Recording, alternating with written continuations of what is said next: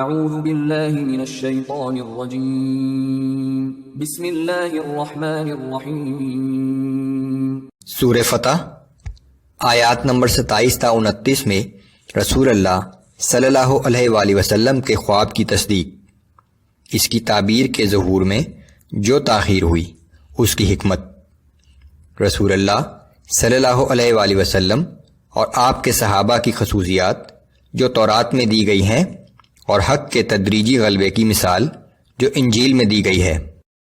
اعوذ باللہ من الشیطان الرجیم لقد صدق اللہ رسولہ الرؤیا بالحق، بے شک اللہ نے اپنے رسول کو حقیقت پر مبنی ایک سچا خواب دکھایا تھا۔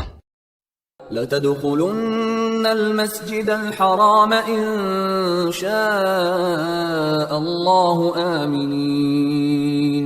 آمنین محلقین رؤوسکم ومقصرین لا تخافون، انشاءاللہ تم مسلمان ضرور مسجد الحرام میں امن و امان کے ساتھ داخل ہوگے اور وہاں جا کر بلا کسی خوف و خطر اپنا سر منڈواؤ گے اور بال ترشواؤ گے۔ فعلم ما لم تعلموا فجعل من دون ذلك فتحا قریبا، اللہ ان باتوں سے واقف ہے جو تم نہیں جانتے، سو وہ خواب پورا ہونے سے بہت پہلے اس نے فوری طور پر تمہیں یہ فتح عطا کر دی ہے۔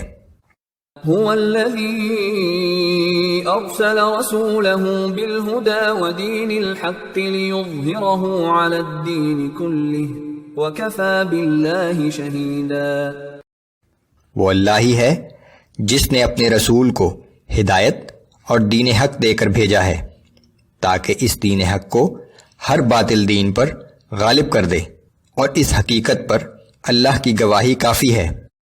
محمد رسول اللہ والذین معه اشداء علی الكفار رحماء بینہم تراہم رکعا سجدا یبتغون فضلا من اللہ ورضوانا سیماہم فی وجوہہم من اثر السجود ذلك مثلهم في التوراة۔ اللہ کے رسول محمد صلی اللہ علیہ وآلہ وسلم اور جو لوگ ان کے ساتھ ہیں وہ کافروں کے مقابلے میں بہت سخت لیکن آپس میں نہایت رحم دل ہیں۔ تم ہمیشہ انہیں اللہ کے سامنے رکوع و سجود کی حالت میں پاؤ گے کہ اللہ کے فضل اور اس کی خوشنودی کے طالب ہیں۔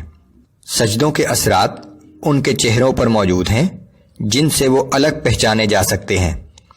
یہ ہے اس جماعت کی وہ صفات جو تورات میں دی گئی ہیں۔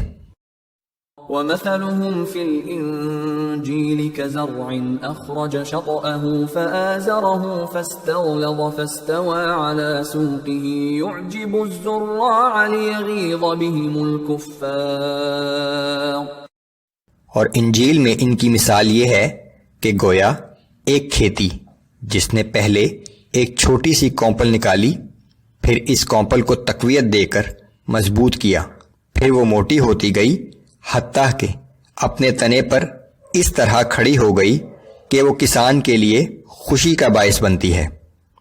اسی طرح اس جماعت کو یہ زور اور قوت اس لیے عطا کی گئی تاکہ انہیں دیکھ کر کفار اپنے غیظ و غضب کی آگ میں جلیں۔